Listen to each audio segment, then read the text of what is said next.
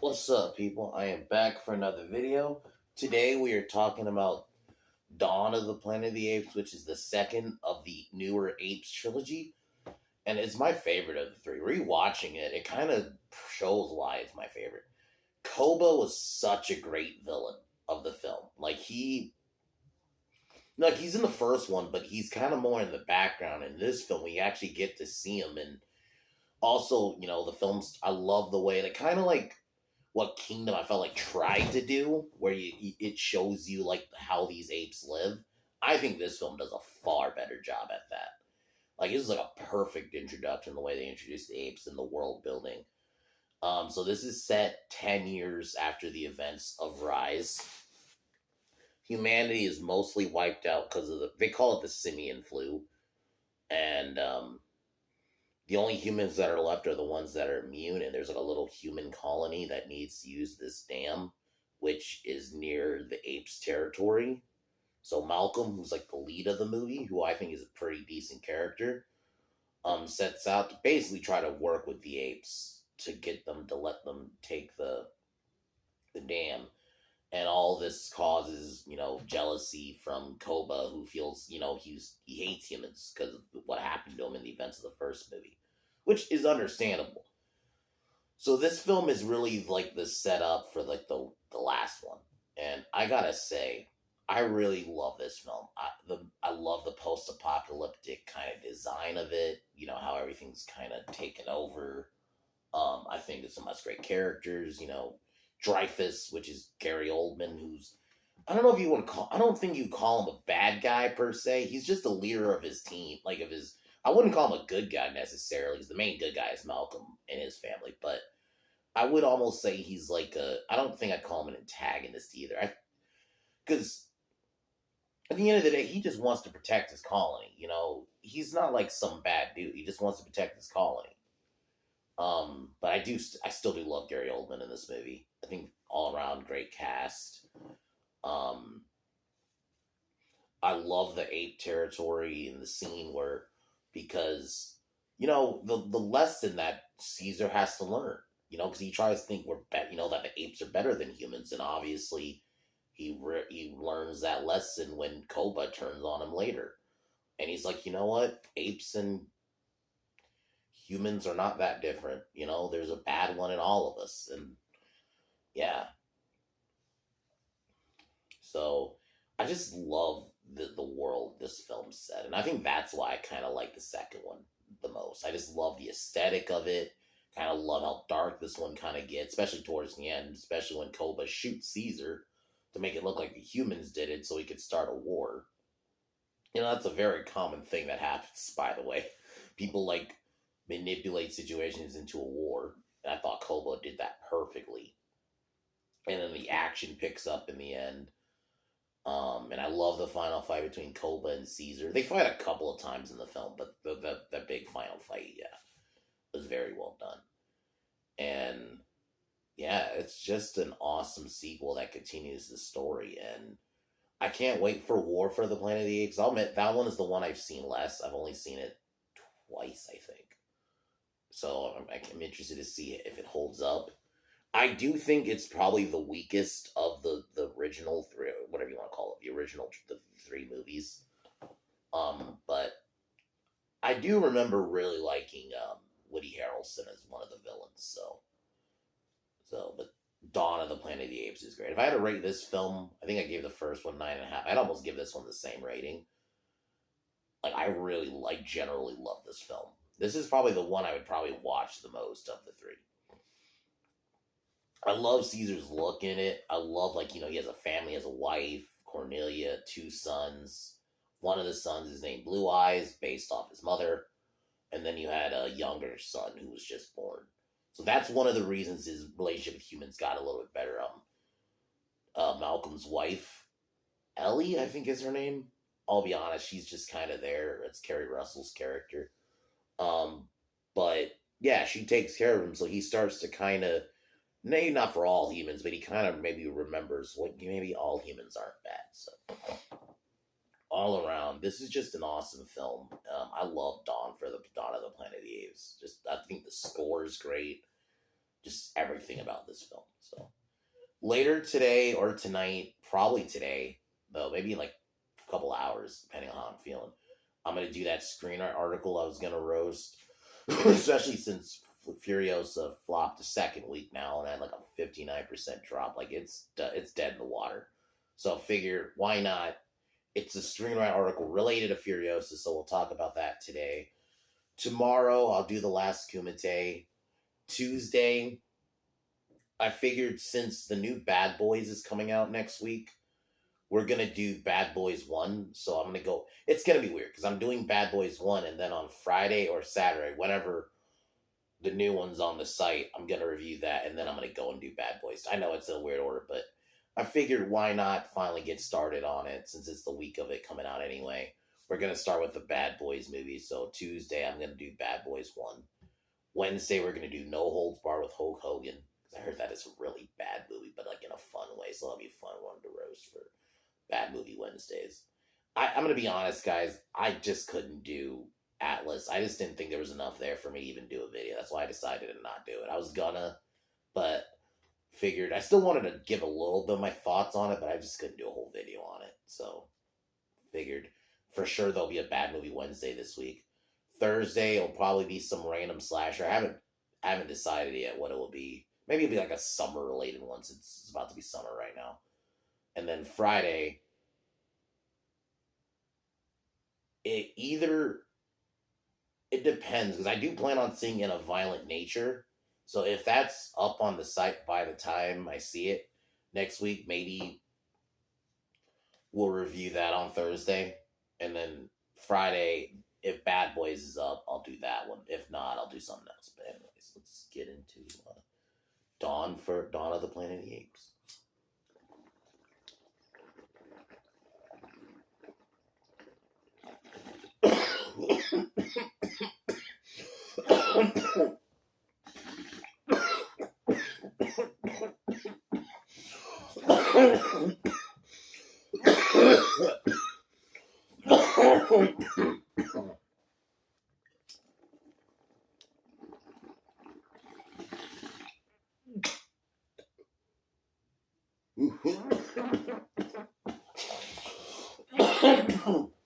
So the movie starts. I love how it opens. We get like a kind of a montage, a little bit of what happened over the course of 10 years and how humanity basically is nearly dead because because of the simian flu and the events of what happened, and only the humans that are left are like one's immune to it. But at this point in the movie, apes think humans are dead because Maurice even mentions when he's talking with Caesar is that the last two winters, they haven't seen humans, so they assume they're all wiped out. And I love this opening scene because it just really did what I felt like Kingdom of the Planet of the Apes was trying to do with its opening. This world building, giving you kind of like how the apes lived and all that. I think this one does a far better job and it's much more compelling. And what they've been doing and how they're just living their life. And one of his lieutenants is now Koba. And yeah, I really think this film that's how you set the stage. I felt like it really does a good job of setting the stage of like, this is how the apes live. This is how they're kind of running things now. Because it's even mentioned. They think humans...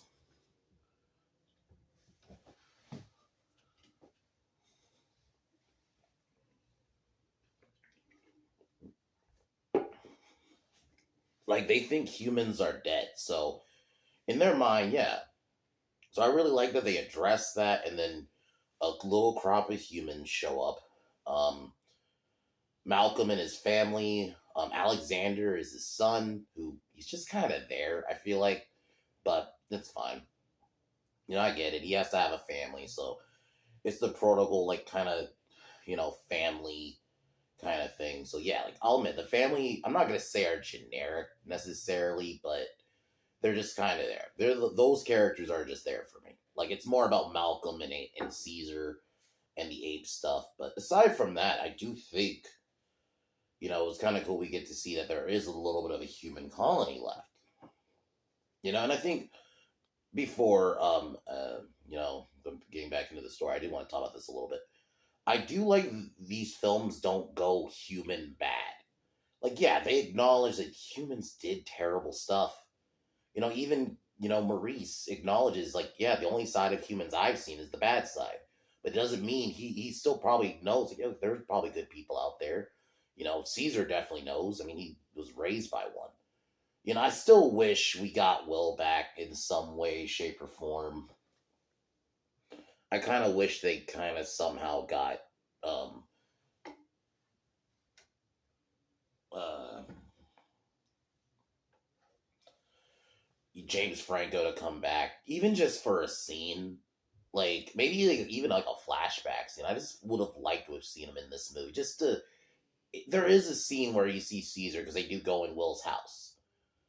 And he sees, like, obviously he finds a picture of Will and him as a kid, or, as a young ape. So it's like, you do get a little bit of an acknowledgement of that character, but it's just, he's kind of gone. Like, I just kind of wish, I don't know if maybe in the third one they mention a line, but they don't mention him in this movie. So I do kind of wish they just somewhat acknowledge what happened to his character. I mean, obviously I'm assuming he's dead. I mean, I might look into that. Maybe it could probably, what I think it could be, maybe they wanted James Franco back, but they couldn't get him back, so they just wrote him out, which, is whatever. It doesn't ruin the movie or anything. I just would have liked to have seen some kind of acknowledgement. So a group of humans show up. Carver, who's he's like, I guess they're going for, like, he's the jumpy human, because during the scuffle he accidentally shoots Ash, one of the younger apes. No, not shoots Ash. He shoots Ash's son. That's what it was. He shot Ash's son, because he was scared. But Caesar basically tells him to go home and never return. And Koba and some other apes follow them home. And this is where we find out that there is a little group of humans. And initially, Dreyfus, the leader of the group, does not believe, doesn't believe, fuck, I don't know why I forgot the main character's name. I don't know why it just, like, blinked. I just been saying it just blinked. But, it'll come back to me. The main character,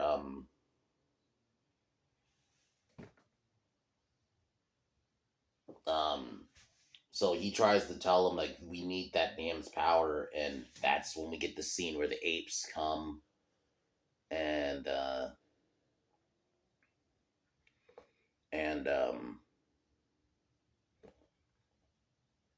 basically, because Koba tells him we gotta show some kind of strength.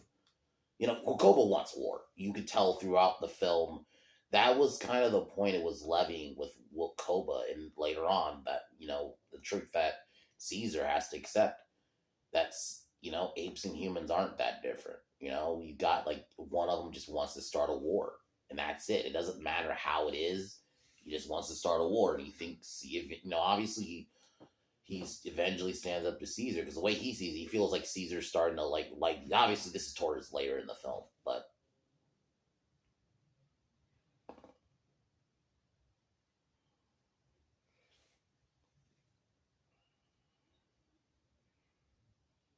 so I think his name is Dan. Now I'm remember. Yeah, I think it's Dan. Unless something else comes up, so I'm just gonna call him Dan for now. He says, along with his family, he wants to go and try to basically convince Caesar and the apes to let them in, give him passage through the dam. And he feels like, well, if he goes on his own, he can try to convince them, he can make peace with them. So he goes on his own, along with um, Carver, who's like the douche. He's kind of like the douche character of the movie. I mean, essentially, that's what his character is. So he goes and meets with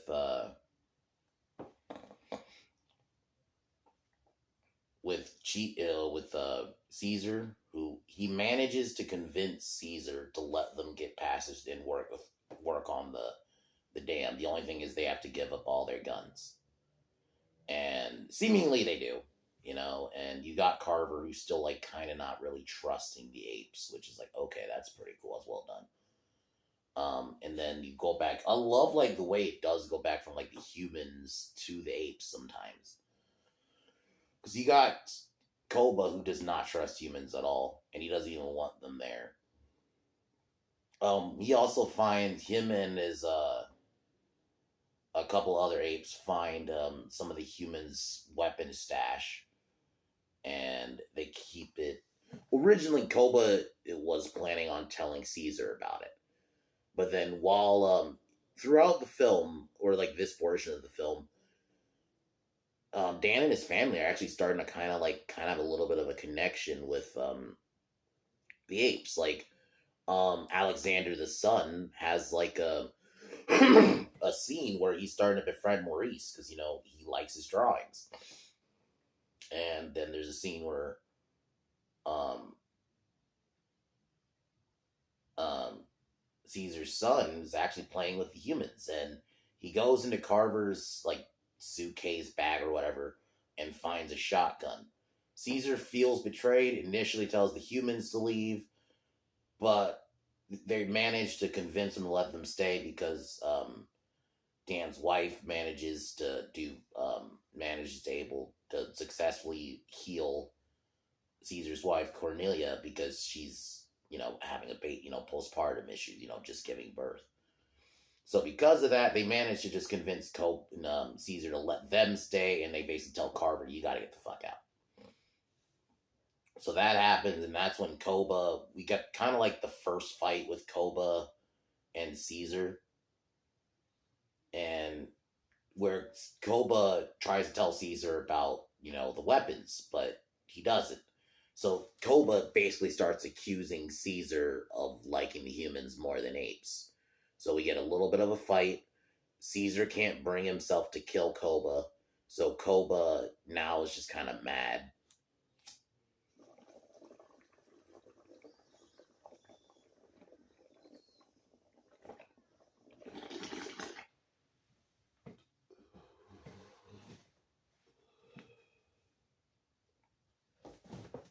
Hold on, just a second.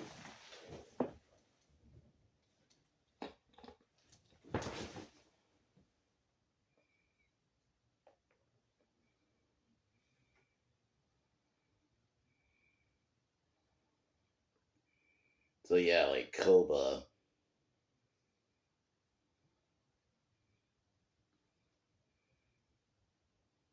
Give me a second, guys. Sorry.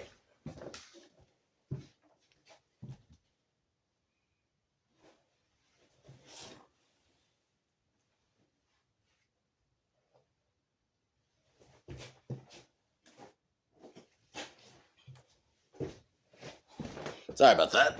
Sorry about that. I don't want to try to do that. I just didn't want to like recut. I felt like I was having a really good song. I'm like, okay, I'll just step away for a second. So yeah, now Koba feels like, so he now basically is trying to. You can kind of see he's trying to almost turn his oldest son against Caesar, because, you know, he's talking about like, oh, your father doesn't trust me now, and you could tell, you know, the Blue Eyes doesn't really like humans. He's still really, because, oh, there's a scene that I kind of forgot to mention where him and Blue Eyes were hunting a gorilla, not a gorilla, a fucking bear, which that was kind of cool. Like, it was kind of cool to see how these, you know, how they, you know, take over the land. That's the one what I felt like, going back to that point, Kingdom of the Planet of the Apes was legit trying to do, and I just felt like they did it badly. But back to, yeah, like, so he's trying to turn his son against him because Blue Eyes, you know, is friends with Ash, and Ash's son got killed by one of the humans, obviously accidentally, but he still doesn't see it that way. So he almost kind of does turn his father against him. The humans manage to successfully get electricity because they go to like a gas station and they turn on like I guess this gas station randomly has a a record player. I'll be honest, that is kind of random, but whatever. And they start playing music, which was nice. And they during the celebration, Koba covertly he takes. Well, if you remember the scene where he kills, this is probably like the scene that most people remember from this movie, where he's acting like a dumb monkey, dumb ape, and fooling two humans, and then he kills them, and he takes their weapons. He then comes back and seemingly kills Caesar, and starts a fire and makes it look like it was the humans who did it.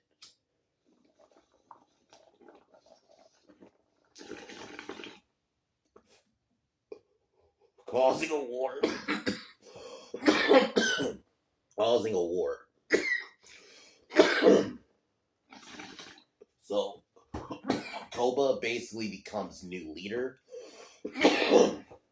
and imprisons basically all of Caesar's lieutenants, Maurice, Rocket, I remember the other one, but yeah, like a lot of his lieutenants that were basically loyal to Caesar were all locked up. They invaded a human base. We get a pretty awesome battle scene.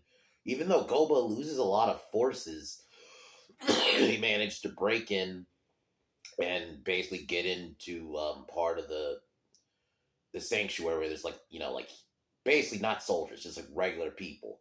They get taken prisoner. Now it almost does kind of become like a little bit of a traditional Planet of the Apes, because the apes take it over. You got humans in cages. They can talk, but they're in cages now.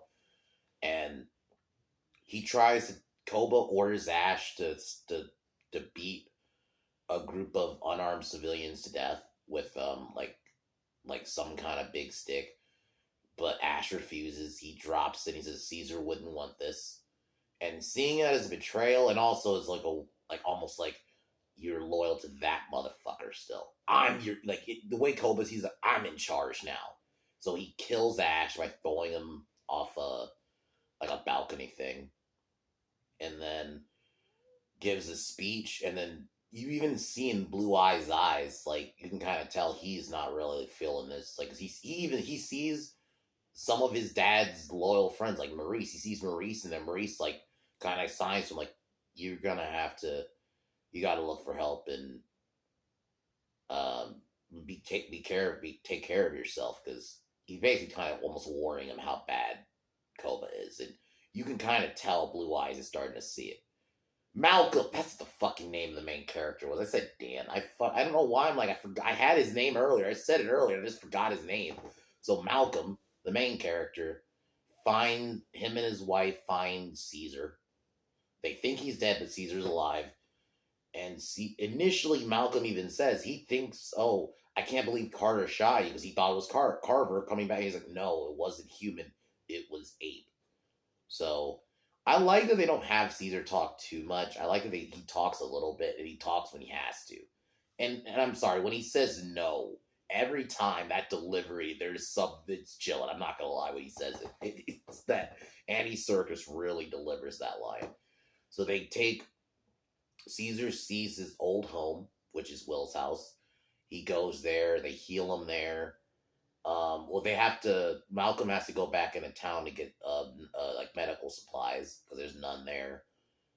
And while this is going on, that's when like the humans are being transported. And the scene where Malcolm's going through, and you see like there's a little bit of like a battle still, like, 'cause there's like explosions while he's trying to run through. I thought I don't know if it was a one shot, but it was a really good sequence. He finds Blue Eyes. Malcolm tells him that his father's alive, and Blue Eyes basically goes with him back to the house. And then that's when Caesar tells him about that it was, because initially, Blue Eyes snarls at the humans because he thinks they did this to him, and then Caesar tells me, "No, son, it was Koba." And then that's when they kind of do a battle strategy. Because, Blue Eyes works with Koba, so he knows, like, the entranceway. So he's like, we're going to arrange an escape plan. And then this is the scene where Caesar realizes, you know what? Apes and humans are not that different from each other. That there's both bad eggs, basically. And I really love that. Like, that's one thing I was saying earlier. I really like that they didn't just go human bad, ape good. No, it's more complex than that. They acknowledge no, there's gonna be like territorial and just betrayal even within apes. Doesn't matter human or ape. You want power, both. If one wants power, they're gonna try to get it as much as they can. And I really love that this film like acknowledges that. So Blue Eyes manages to help free some of the, Maurice and some of the other loyals to Caesar. So they manage to break out of the bus cage. They free some of the humans, and that's when Caesar um, climbs to the tower to confront Koba, while Malcolm basically has to try to stop Dreyfus, because Dreyfus's plan is he's going to blow up the whole thing with C4. So he holds them at gunpoint while we get this awesome fight scene between Koba and Caesar. I really love this fight. I love how well done it was. I love that it was kind of like on a tower, so it was like they're falling almost. It has like that kind of feel to it. And Koba's such a good fucking villain, dude. It's just, he's probably my favorite Planet of the Apes villain. I have to rewatch some of the other movies, but just of the trilogy, definitely he's the best one. Of this trilogy, yeah.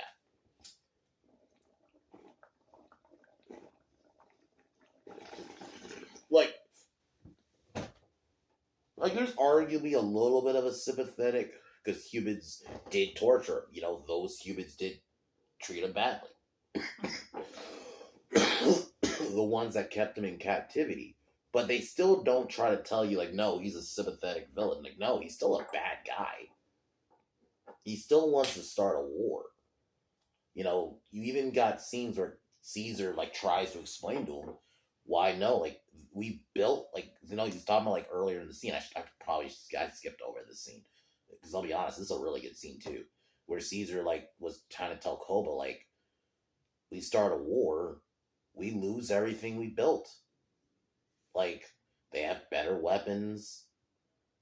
And I think he's gonna he would lose his family. He has they have a nice home built. Why start a war? They can live over there, we can live over here. That's how, Caesar is seeing it. But now, they have this great battle. Koba, towards the end of the fight, tries to shoot at some of the other apes, but Caesar manages to kill him by knocking him off a railing, and he falls to his death. And this is when it's revealed, Dreyfus reveals to Malcolm that the other humans, that they actually have warned, like, the military, and they're on their way. So basically, this is the start of the war. And Caesar becomes the leader again, and Caesar basically tells Malcolm and his family, you guys gotta go. We're gonna have to just deal with the fall. Basically, the way he's kind of not necessarily accepting his fate, but the way he said, we're gonna just have to deal with the fallout of Koba's fuck up, and we don't want you here. And unfortunately, it is war, because they basically said they're never gonna forgive us for what happened here. So it's just war, and we want you out because we want you safe. That's basically how the film ends, pretty much. It's setting up the next inevitable big war, which is the last movie. So I think this movie ends perfectly. Good characters, all around, ape and human. Good action, good story. This is my favorite of the trilogy. I'm gonna still say I think Rise is probably the best movie objectively, but I love this one. I love the kind of rundown city of San Francisco, that post-apocalypse. Everything's kind of covered in green and jungle. Like, it almost, like, the city even looks basically like a jungle now. It doesn't look like just a normal city anymore. I think that's why I like it. Koba is such a great villain. The fact that he does have a little bit of, like, you can kind of say somewhat sympathetic origin, because, he was tortured by humans, but then they don't try to make him sympathetic either, though. They flat out still say he's a bad guy. He wants to start war. He's even willing to kill some of his own fellow apes. He fucking locks up some of his fellow apes because they're loyal to Caesar. That's it. Like, for all of just because we're loyal to Caesar and we don't like what you're doing, we're gonna lock up other apes. I mean, obviously, he kills another ape with Ash because Ash refuses to just kill unarmed people because he's like, this is not what Caesar would do.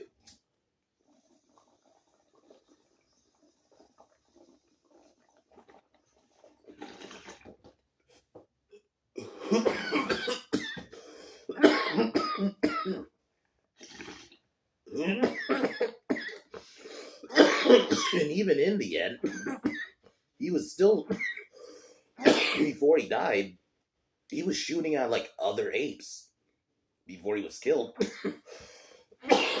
So they really like hammer home, like, yeah, he just because he's an ape doesn't mean he cares about other apes. And I really love that this movie really dives into that theme, like where Caesar has to come with like, kind of have to accept that, you know what, we're no different humans and apes, you know.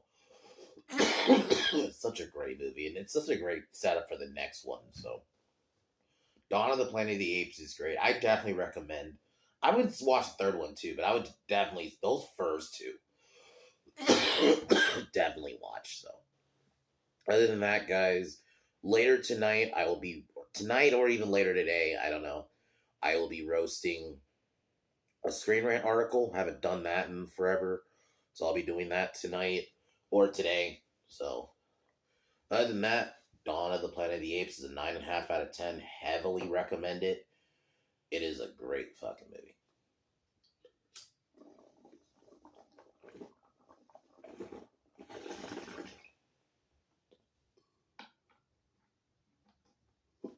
But I'll talk to y'all later.